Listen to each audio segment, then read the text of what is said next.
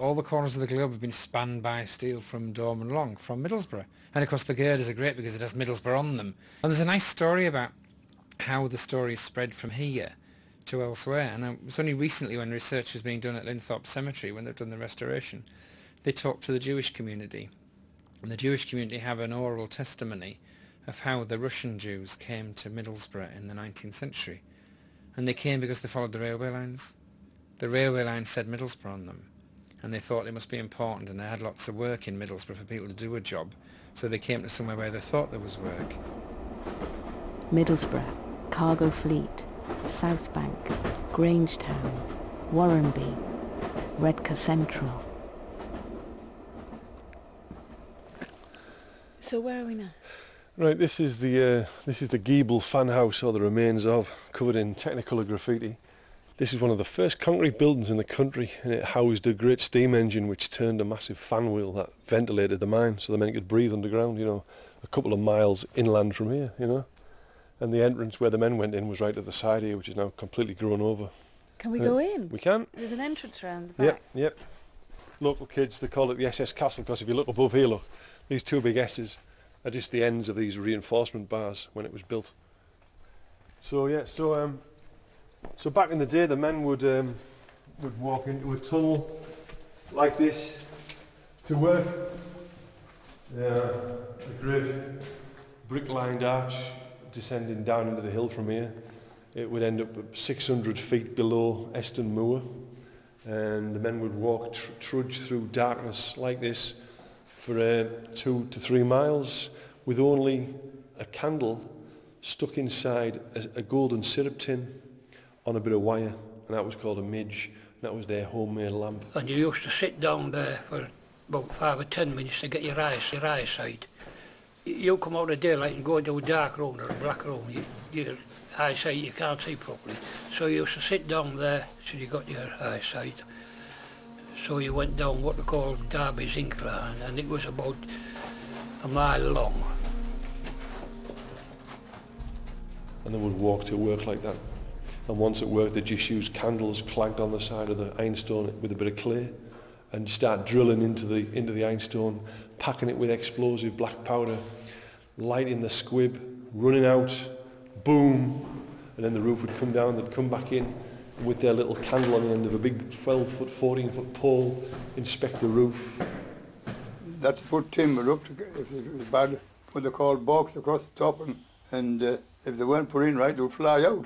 Fly wide, they would just come out. And I've heard men talk about pieces the size of a grand piano lid falling out the roof, you know, onto men. And the last man to be killed, who I'm distantly related to, a guy called Randall Brighton, and he was killed when something like 14 ton fell upon him, you know.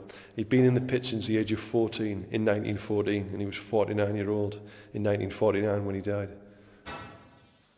They were 18 foot long, an inch round, and they had a pinch on the end. You had to pick them up with 2 arms and get them up, and you had to use it. It's moving, so. It's on its way. Come on. It may not come down, but you know somewhere up there's a key piece, but it's finding it. And it may take you an hour to find it. It was all danger. There she goes. And then it all came down, as big as it flew, all down. It was all around you. And anything that was loose, if it was loose, you dialed it down. If you didn't, you picked it until you got it down. Sometimes if you were working well, you got all right, you got work. A wagon, more than that sometimes. Sometimes you got bugger all. These men were descended from the early pioneers who'd flocked to Eston in what amounted to a British Klondike. So this railway here, right, was the route of the ironstone, narrow gauge. It was brought along here in little tubs and sent down the banks to the village of California, where from there it went down to the works, to the blast furnaces, down at South Bank and Grangetown, just 2 miles to the north of Eston Hills, by the river Tees. They named the village California because the iron ore was discovered the year after the gold rush of the real California. It was like a Klondike all of its own, you know. So people flooded in from across Britain and Ireland, from every county. You had coal miners from Durham and Yorkshire coming here. You had iron workers coming up from South Wales and from Scotland, and Irishmen coming over to work on the railways, getting jobs at the blast furnaces. People poured in, you see, and it was this amazing influx. They called it the Great Iron Rush. It brought men like John Noteyoung from Germany, the great-great-grandfather of Peter Noteyoung, one of the last remaining shift engineers at the Corus plant, whose family line is cast in iron and steel. Theirs is a typical Teesside family story. The first guy that came over from Germany, his name was John, and he was a labourer in the ironworks. My wife's family, they were called Handford. They were miners. So that was my wife's great-great-grandfather worked in the ironstone mines, pretty much a mile away from where we are now. So many generations down the line we bumped into each other, and there's just iron and steel in both of our families. So you got the ironstone discovered here in 1850, just up there's the layer of the ironstone there. The mines were just halfway up the hill in front of us. You'd see the whole thing in front of you there, right?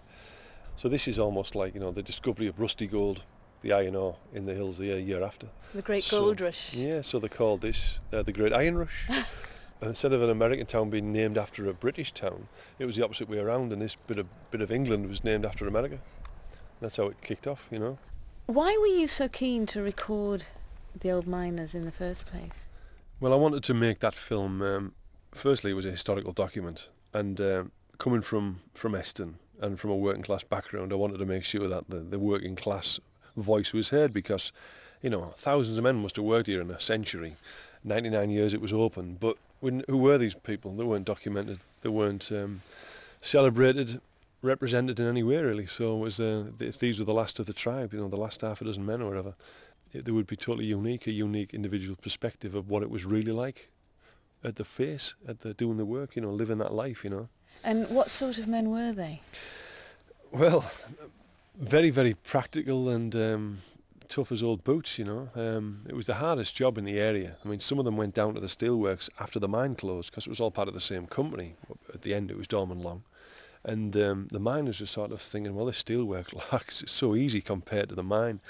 And a lot of the men went down to ICI Wilton, which had just opened, which was the brave new world of this modern chemical industry. And Tom Kerrison, who was in my film, who was one of the main miners, who was 25 years, worked in the pit here, was embarrassed at how easy the work was and the money he was getting compared to the pit. It was embarrassing for him, you know. It was the toughest job in the area. During the Second World War, a lot of coal miners came down from Durham, and they were like terrified of it because the seam was so high.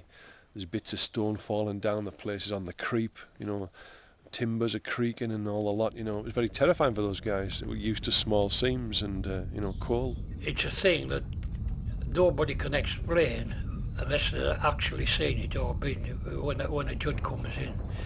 Because it's such a bloody crack and what they call all the timbers snapping, and when it comes to such a bloody big rush of air. They're working in slurry and filth and bad air. You know, it's like 18 feet high inside. Pieces of stone are falling out the roof, you know.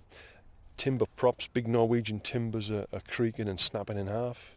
There was a term called when the place was on the creep, when they'd take out pillars of stone so the roof is supported by timber props only, and it's an area about the size of, say, half a dozen tennis courts. It's a massive area, and the company, to save money, would send the men back in to pull out these props so they could reuse them in another new part of the mine, you know.